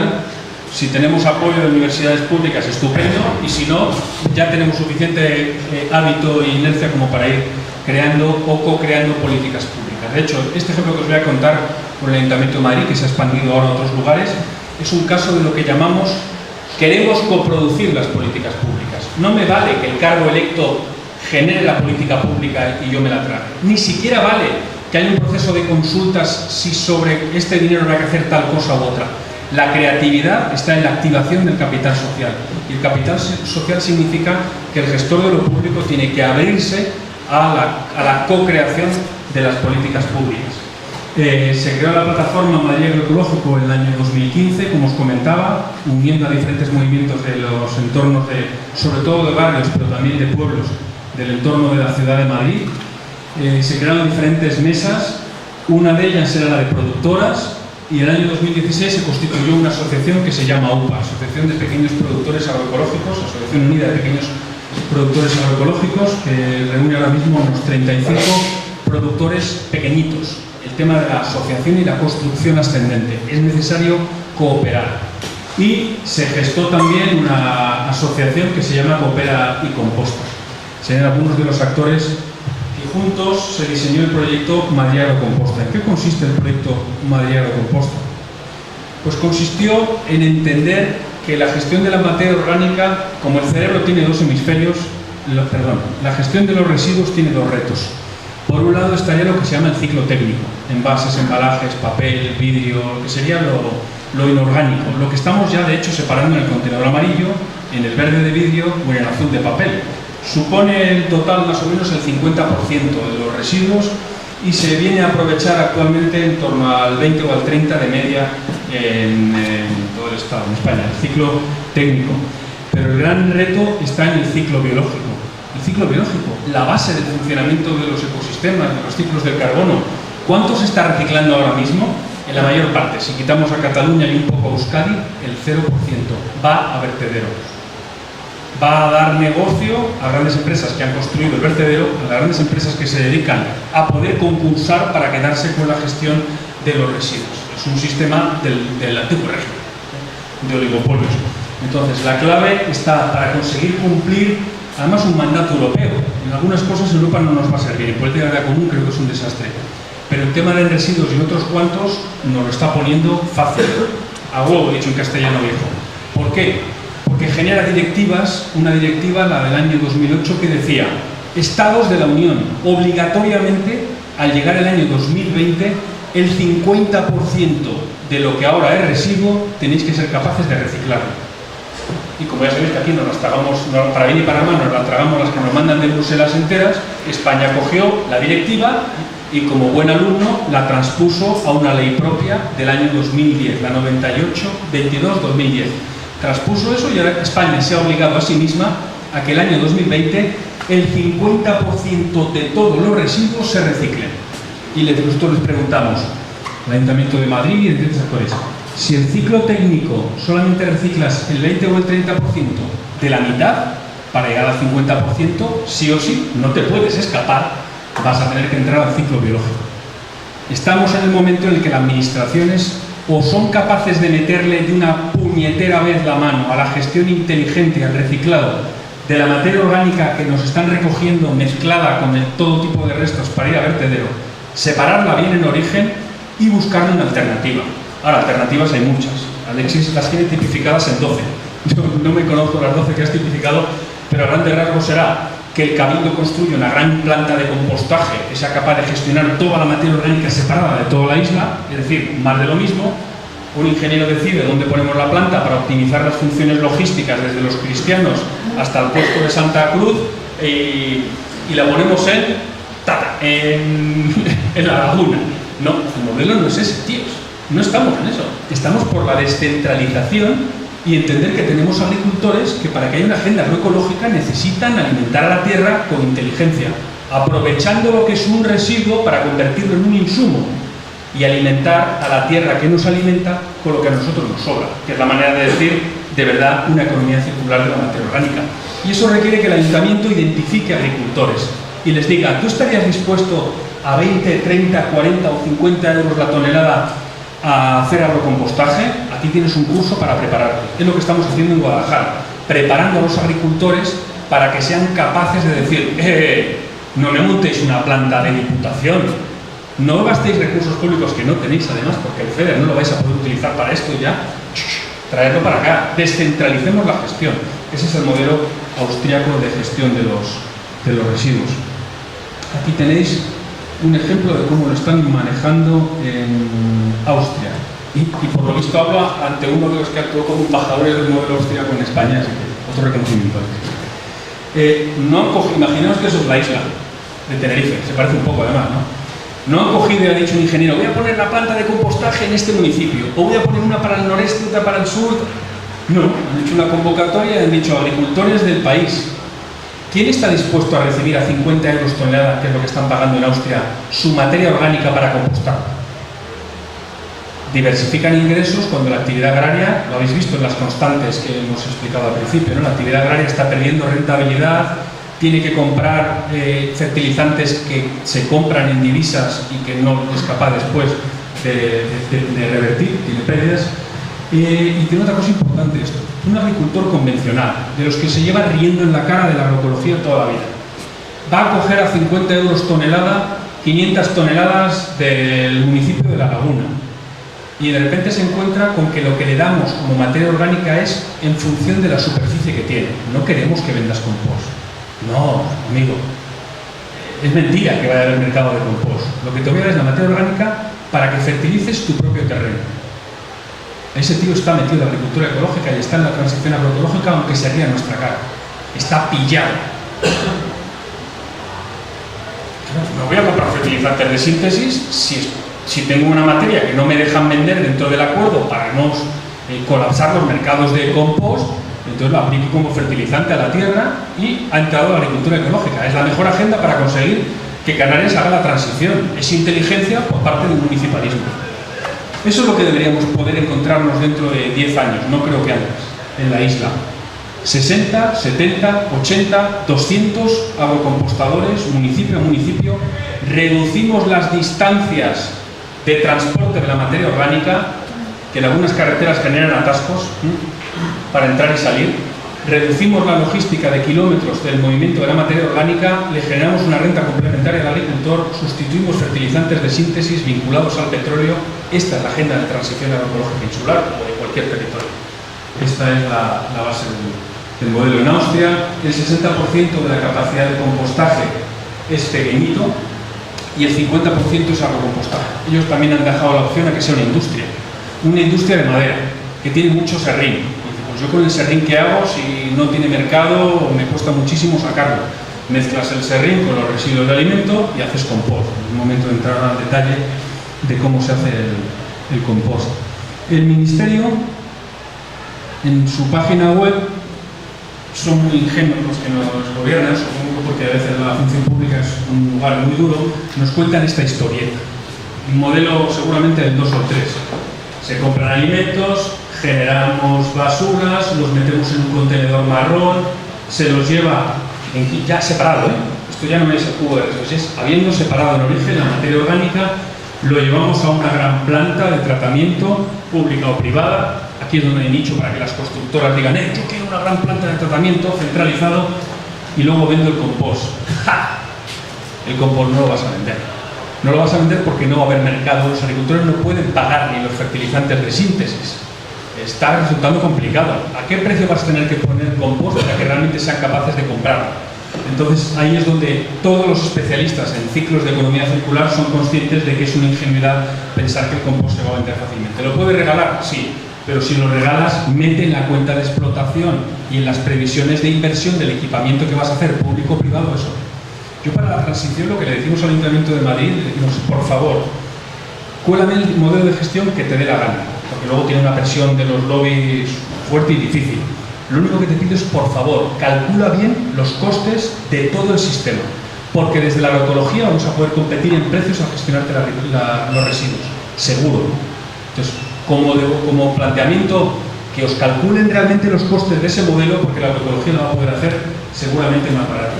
El autocompostaje, lo más bonito, el Ministerio lleva tiempo haciéndolo, es que cada casa tenga su compostera y lo aplique en su huerta. ¿Cuántos tienen huerta y pueden realmente hacer compostaje para el autoconsumo? Pues en medio rural y poco más. Y hay que tener en cuenta una cosa, los costes del compostaje, no sé si estás de acuerdo, Alexis, nos dicen que los costes de tratamiento son muy altos si ponemos una compostera casa a casa, se reducen si hacemos procesos de compostaje comunitario, local, y vuelven a dispararse si nos vamos a grandes plantas centralizadas metiendo todo lo que serían los costes. Con lo que estas curvas ya nos están diciendo una cosa. Tanto el compostaje individual, que algunos creen que es la solución casa a casa, como la de grandes plantas de tratamiento, suponen muchos costes. que sean capaces de decir los precios, seguramente nos ayudará a hacer un modelo de agrocompostaje y de transición. El compostaje, en materia de costes, lo que estamos analizando en diferentes casos y puesto en números redondos sería 50 euros tonelada más o menos puede costar si pones las composteras individuales y tienes que hacer un seguimiento para que no se convierta en un nido de moscas casa a casa esas composteras, unos 30 euros en compostaje comunitario, algo más. 100 euros podría ser el horizonte de gestión de los residuos en un modelo de agrocompostaje, incluyendo el desplazamiento de la materia orgánica, más luego lo que le pasa al agricultor, porque el porte es transporte más gestión. Y si nos vamos a los grandes sistemas, incluyendo todo lo que sería la compra y amortizaciones, pues tenemos de referente en Madrid, son 250 euros, el ayuntamiento no lo reconoce, pero te dice cuántas toneladas trata, cuánto le cuesta, haces una división, y si no te dan más, se quedan con eso, 250. Allí en Vizcaya, que han hecho el cálculo, eran los 280 y pico que os comentaba antes. Entonces, las funciones se optimizan en lo que le llamamos el modelo de agrocompostaje, y es que sea un agricultor. Estas son aportaciones sobre la transparencia del Ministerio de Agricultura, que el Ministerio de Agricultura no reconoce. Cierto. Lógico, se podía esperar otra cosa. ¿Hay ejemplos de recogida de quinto contenedor? Pues sí, en Cataluña. En Cataluña, cuando recibieron la ley esta de residuos, primero la directiva comunitaria y luego la ley estatal, dijeron: en España van al 50% de objetivo de reciclaje, nosotros vamos al 100%. Y se marcaron como objetivo llegar al 100% en el año 2020. No lo van a conseguir fácilmente, pero hace tiempo ya que tienen implantado un quinto contenedor marrón, donde la gente ya sabe que tiene que echar exclusivamente los restos de comida y orgánicos, y van repartiendo por las casas unos cubitos marrones para que lo tengas en la cocina y lo separes adecuadamente. No es obligatorio. Donde se ha hecho obligatorio la recogida de la materia orgánica, donde incluso ha habido en algunos casos hasta multas, ese partido político no ha vuelto a salir. En el caso de Euskadi ocurrió. Entonces, la recomendación es: no lo hagas obligatorio, deja que sea una cuestión de ciudadanía y de civismo. Es lo que le llamamos la marea marrón. Necesitamos convencernos boca a boca, puerta a puerta, mercadillo a mercadillo, desde el productor al consumidor, porque cuando desde, el cabildo, desde el gobierno insular nos dicen separa la materia orgánica, hay muchos que ya recelamos. Esas grandes campañas recelamos. Es mejor el boca a boca. El boca a boca es lo que genera honestidad. Cuando uno lo ha hecho porque se lo cree, lo practica en su casa y lo traslada como profesor a su colegio, y en el colegio hay un quinto contenedor para que los niños puedan llevar los residuos de sus casas y se produce una evangelización en el sentido ecológico del término, hay muchas más opciones de que la materia orgánica que recojamos esté muy pura. Porque uno de los problemas, si hubiera algún agricultor en la sala seguramente ya habría apuntado, es: ¿y si me meten muchos impropios y luego eso va con metales pesados? Si la recogida no tiene mucha calidad, el compost no la tendrá. Los plásticos, las cintas de los papeles, en fin, eso hace falta separar muy bien. Ahora os contaré cuáles son los impropios que estamos consiguiendo con sistemas de donación de materia orgánica a través de colegios y nodos de voluntariado, claro, que son bajísimos. Estamos teniendo calidad de compost de tipo A, que es la que es perfectamente aplicable en agricultura ecológica certificada. Un reconocimiento también al caso modesto, notabilísimo y al tiempo vergonzoso. Larrabecho, un municipio de las afueras de Bilbao, donde un grupo de una comunidad de consumo, una especie de CSA, que se llama Gupide, una asociación, decidió que iba a convencer al ayuntamiento de que le permitiera hacer una experiencia con un presupuesto de 18.000 euros para que ahí llaman baserritarras, los campesinos, los agricultores de su localidad que se dedicaban a producir hortalizas, o sea, el modelo que se está planteando aquí en la finca de Mato, recibían los 18.000 euros y ellos recogían con su furgoneta los residuos que las familias que quisieran de la localidad dejaban en un cubito a la puerta de su casa. Hacían un recorrido, es una localidad de 1.500 habitantes, con su furgoneta, cogían el cubito de cada familia, lo vaciaban en su furgo y lo volvían a dejar en la puerta. Y la familia sabía que los martes y los viernes se recoge, al subir del trabajo volvías a coger el cubito y te lo subías arriba, lo vaciaban en un quinto contenedor. Esto empezó en el año 2012. A día de hoy ni siquiera los vizcaínos han conseguido dar el salto de una experiencia que no pasa todavía de ese municipio. Está costando mucho que las administraciones den su brazo a torcer. no lo ven. Esto es iniciativa social, se ha conseguido convencer a un municipio, pero en el caso de Vizcaya no avanza demasiado. Y el sistema de compostaje es algo tan casero, como veis allí, creo que la luz lo permite ver, cubierto para que no le dé ni el sol ni la lluvia, y unas cuantas cajas porque lo están haciendo sin mecanizar, sin tractor.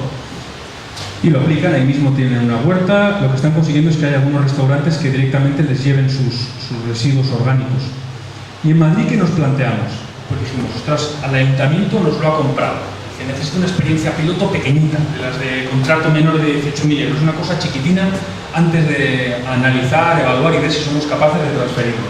Y se diseñó un proyecto que incluía, vamos a empezar por la gestora de recogida. Una empresa, seguro que aquí ya hay, que se dedica a la recogida de aceite usado, ¿no? ¿Por qué? Porque el aceite usado lo arreglas un poquito y lo conviertes en biodiesel. Se les pidió que se dieran de alta como gestores de recogida de materia orgánica, que fue muy sencillo. Cuando uno maneja aceite, el paso a materia orgánica fue una mañana de un papel sencillo. Nos organizamos en nodos. Hicimos desde Madrid Agroecológico una convocatoria. Red de huertos, grupos de consumo, colegios donde hubiera militantes. Necesitamos una serie de nodos de recogida donde voluntariamente podamos poner un contenedor que ni siquiera fue marrón, un contenedor azul, donde la gente pueda depositar sus restos. El comedor escolar, si se conseguía convencer al director y a la cocina, donde las familias que quisieran llevaran sus restos. El ayuntamiento lo asumió. Se le paga 1 euro por kilómetro recorrido a la empresa de inserción, ha conseguido tener una persona contratada en la empresa de inserción gracias a esto, y se lleva a 4 huertas de proximidad de Madrid. Hicimos una convocatoria entre todos los productores agroecológicos del entorno, o sea, a pequeñita escala, desde lo social, lo que habíamos visto hacer en Austria. Una convocatoria y salieron 4 huertas. Y esas 4 huertas han recibido, en la experiencia piloto, 200 euros por tonelada. ¡Wow! 200 euros por tonelada. Claro que había lista de espera. Un agricultor que tiene dificultades para colocar sus cestas a veces, que cuando llegan las vacaciones las familias se desentienden y dejan de comprarle y se encuentra con los tomates cuando tiene más producción y no los consigue vender en julio y en agosto, la comunidad no le está respondiendo. Esas son relaciones de mercado convencionales. Cuando me interesa te compro y cuando no, te suelto. No, la agroecología requiere un cierto compromiso, requiere que convirtamos al agricultor en el productor artesano de los alimentos que nos alimentan. No es el tomate, es el tomate de Marcelino. Y Marcelino es el artista que produce las hortalizas en esta casa. Se dignifica al agricultor, pero hasta que eso se consiga, los 200 euros por tonelada no les han venido mal. Problema, la administración, para empezar a darles la licencia de agrocompostadores, que no existe la palabra compostador para la administración, esta palabra nuestra todavía no hay, les requiere 2.000 euros en papeleos. 250 de inicio del expediente administrativo, 700 para no me acuerdo qué era, y de fianza, 1.000 de fianza y 700 de seguro, 2.000 euros para comenzar. El caso es que empezamos con el registro administrativo para cumplir, o sea, siempre en el borde, ¿no? Jugando con el borde. Ahí tienen mi solicitud y ninguno de ellos, 2 años después, todavía tienen la licencia de agrocompostadores porque les están puteando, con perdón de la expresión. Tenemos la red de 4 agrocompostadores, la red de nodos, que si no recuerdo mal a la de memoria, creo que la tenía por aquí, debía haber unos 14 al final, una cosa así, y una asociación que es Economías Bioregionales, en las que participo con otras muchas personas, que a tiempo parcial me dio a alguien para que pudiera hacer la coordinación del proyecto, contabilizando, con ahora voy a explicar cuál es la logística, para poder garantizar que damos calidad. Porque no solamente se trata de competir en precios, sino también de competir en calidad. Esto no lo dicen las empresas y tenemos que aplicarlo nosotros también. Ahí tenéis el mapa de Madrid, 30 kilómetros de radio, donde están las 4 huertas que empezaron a compostar y que siguen compostando. Y este es el sistema, el sencillo sistema, no nos compliquemos la vida. Una furgoneta normal, que creo que tiene media tonelada de capacidad, a Mohamed, con estos cubos de color azul que nos los regalaron, donde la gente iba depositando sus kilos. Mohamed, cole a cole o nodo a nodo de recogida, los pesaba y nos pasaba los datos de kilos en cada uno de los nodos de recogida. Al llegar estas nieves, la vicepresidenta de AUPA, se vacía en una carretilla y se separan los impropios. ¿Qué es impropio? todo lo que no tiene que ir a ese cubo. Si metemos una manzana en el cubo amarillo, es un impropio para Ecoembes. Y por cierto, aprovecha para el ayuntamiento pagarle menos. Si nos encontramos con una tarrina de yogur en el cubo de la materia orgánica, es un impropio en el cubo de la materia orgánica. Impropio es lo que alguien se ha equivocado echando donde no había que echar. Y el aprendizaje sobre qué es impropio y lo propio en cada contenedor es algo que lleva su tiempo. Entonces, bueno, como estaban numerados los cubos, lo que hacíamos era, cuando acababa la recogida, le decías al colegio, el Mr. Nuda, tío, aquí hay 3 cucharas de yogur y 10 tarrinas de yogur. A ver si te devuelvo las cucharas, pero por favor, dile a los niños que no echen tarrinas. Se educa, se produjo la misma economía circular, fue una educación circular.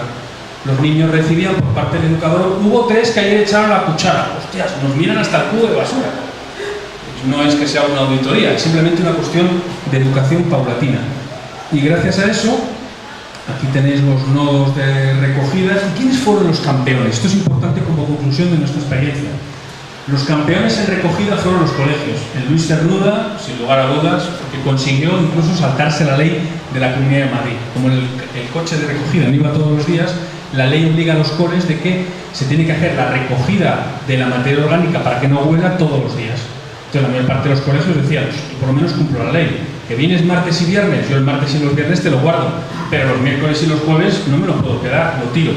El Luis Cernuda, con 2 gónadas, dijo, yo voy a guardar lunes, martes, miércoles, jueves, viernes, y el fin de semana va a estar el contenedor colgado en la valla del cole para que las familias puedan echarme la materia orgánica. Y esa militancia hace que tenga 1,5 toneladas. Colegio, colegio, colegio El Sol. Siguientes, los mercados, metimos mercados de abasto, los grandes productores de los puestos de parada de mercados de frutas y hortalizas, restaurantes, y luego ya son grupos de consumo, huertas. Nosotros habíamos pensado al principio que la red de huertos urbanos, los movimientos de grupos de consumo iban a ser palancas de cambio. No lo son los colegios. La comunidad educativa es la clave para entenderlo y para que se produzca un diálogo complementario entre el maestro, el educador de actividades extraescolares, el monitor de comedor, la familia y los niños en el aula. Esa es la clave para el cambio de modelo de gestión, como los educadores bien sabéis. Mercados, y luego pues fueron empezando a llamarnos, porque tuvo una publicidad, una compañera que hizo un muy buen trabajo de comunicación, salió en el Metro, en El País, en La Vanguardia, en Barcelona, en Vizcaya, todo el mundo estaba siguiendo el caso porque habíamos conseguido en Madrid, que estamos un poco en el centro y somos muy atrasados para algunas cosas muy barrocos, habíamos conseguido sacar adelante un proyecto, la prensa lo sacó y empezaron a llamarnos cerveceras y otros que tenían productos orgánicos que también se fueron recogiendo. Se genera una marea marrón. No cuesta hacer una marea marrón con la recogida de la materia orgánica. Evolución de la cantidad y la calidad. Empieza el proyecto, esto es marzo de 2016, hace 1 año y medio ya. Empieza la recogida, el boca a boca va poco a poco haciendo que suba el número de toneladas, se van incorporando más colegios y más nodos por el efecto llamada. Cierran los colegios en el mes de julio y en julio tenemos que ir a toda pastilla a buscar mercados ya, porque los colegios no había que lo suplieran. Clave, que estamos aplicando en otros sitios ahora mismo. Cuando cierran los colegios, los sistemas de recogida de este modelo paran, descansan en verano y vuelven a recoger cuando se vuelve a producir, porque no tiene sentido mover la furgoneta para mover muy pocos kilos. Y la otra de las gráficas, esto va aumentando, buen síntoma, y contaminación, lo que decía antes es vírico, constructivo, y los impropios. Los impropios, es decir, la cantidad de kilos recogidos por cosas que no corresponden a la materia orgánica, era de 15 kilos, pero al llegar al 5.º mes ya era apenas un 3%. De media, menos de un 0,1% de impropios, que es calidad absoluta. Los sistemas de recogida puerta a puerta en Euskadi tienen un 3 o un 4 de impropios. En Cataluña, con ese contenedor marrón que os he enseñado antes, donde no hay manera de ver quién te echa ni qué, pues tiene un 15 o un 20% de impropios. No consiguen que ese compost sea después de tipo A y aplicable en la agricultura ecológica. Entonces es clave que estén muy bien separados los residuos en origen y educar en la comunidad para que los impropios se vayan reduciendo. Y eso requiere no una política de gestión para toda la isla, sino empezar con comunidades de cambio. Es una cuestión de conquista paulatina, grupo a grupo. Una gozada escucharte lo que cuentas y cómo lo cuentas, pero me toca hacer un poco el tema de la gestión del tiempo y ya llevo 1 hora y media. Bien, pues entonces para que pueda haber un descanso. Sí, señor, muchas gracias. Pues nada, lo dejo aquí ya.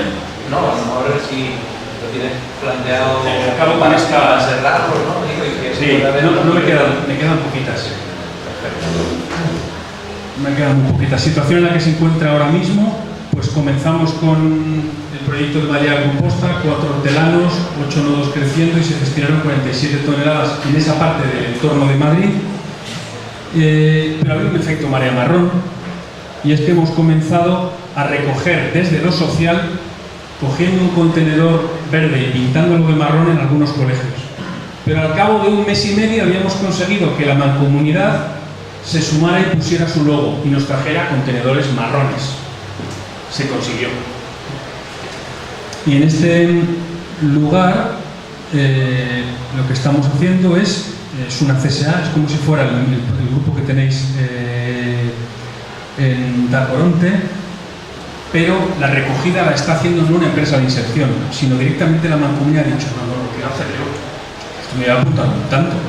Recoge con un camión como Dios manda, no es la furgoneta cutre que había visto el anterior, sino un camión como Dios manda, pesa con unas básculas profesionales, sube ahí tenéis al presidente de la mancomunidad, suben, lo meten al camión y lo llevan a una huerta donde hay 50 familias asociadas, es como una Community Support Agriculture, como el modelo de Tacoronte, 50 familias que utilizamos esa materia orgánica para dar de comer a pollos y gallinas ponedoras y después compostarlo para alimentar a la tierra que nos alimenta. ¿Y ha crecido el sistema? Pues sí, se ha ido expandiendo. El modelo que os comentaba en Sierra Norte, ahora mismo 2 hortelanos y ya hay un logo oficial de una mancomunidad, porque en este de aquí el Ayuntamiento de Madrid no ha querido poner el logo. El logo es el del proyecto. El Ayuntamiento de Madrid, mucha prudencia, esto es un experimento, no vaya a ser que me vengan los enemigos políticos y me acusen de alguna cosa. Tienen mucho miedo. En cambio, aquella mancomunidad del Valle de Lozoya, por cierto, gobernada por el PP, puso el logo y está recogiendo con su propio camión 25 toneladas en el año 2017. Y saltó a uno de los pueblos en transición, que se llama Zarzalejo, en el entorno de Madrid, Zarzalejo y Tres Medillas, cortaron y pegaron también, y tienen, no son 4, yo creo que son 2, esto puede que esté mal. De manera que se va expandiendo los alrededores de Madrid. Y la última, que estamos haciendo, empezamos hace 3 o 4 meses, es con 8 colegios en la Vega de Henares. Como veis, se va expandiendo la Mancha territorialmente, ¿no? Como una enfermedad vírica, en el sentido positivo. La Mancha se va expandiendo y en Guadalajara, con una mancomunidad Vega de Henares gobernada por el PSOE, tenemos a 2 hortelanos, 8 nodos de recogida en colegios, donde hasta el director está realmente implicado, y la previsión es que se recojan 20 toneladas en el año 2017. Esta es la realidad de cómo puede crecer. Y la asociación Coopera y Composta, que es donde se juntan productores que hacen compost por cuenta propia, red de huertos, gente que tiene sus propias composteras individuales, pues el día del medio ambiente pusimos este puesto muy modesto en el Paseo del Prado de Madrid, delante del Museo del Prado, marcando una pica en Flandes. En el Paseo del Prado de Madrid pusimos un puestecillo donde explicamos a la gente y les compramos los residuos con un vale. Es lo que hemos hecho y con esto ya acabo. Una pequeña experiencia que todavía no le podemos llamar una moneda social, pero cuidado con la palabra moneda porque los enemigos acechan. El Ayuntamiento de Madrid permitió que se hicieran mercadillos ambulantes de productores agroecológicos en las plazas del centro de Madrid, y entre la plataforma Madrid Agroecológico, la asociación de productores AUPA y otra, emitimos un papelito y le decimos a los vecinos del barrio: tráeme tu materia orgánica, que te la compro a 25 céntimos el kilo. Eso sí, condición: no te puedes llevar los euros, es para que tengas un descuento en los productores de UPA que están vendiendo ahí. Pero ya estamos acostumbrando a la gente a que las relaciones estables son de doble valencia o de doble enlace. Si me permites el gesto, acércate. Productor, acércate para que se salgas, tiene que salir. Tú eres mi productor, yo soy tu consumidor y te compro las hortalizas. Primer enlace, estable, de modo semanal, pago los 15 euros, pero es que tú además, yo te voy a llevar mis residuos orgánicos, dame la otra mano. Esto es la generación de comunidad. La materia orgánica de mi casa sale para alimentar a la tierra que a mí me devuelve los alimentos. Eso es parte de lo que la gente entiende rápidamente y dice, ostras, me encanta separar la materia orgánica en casa, porque estoy quitándoselo a un sistema de recogida ineficiente económica y ecológicamente, y nos estamos empoderando desde la ciudadanía y de una construcción de una manera distinta de entender la economía y la ecología. La basura es parte de la agenda de cambio clave. María Marrón.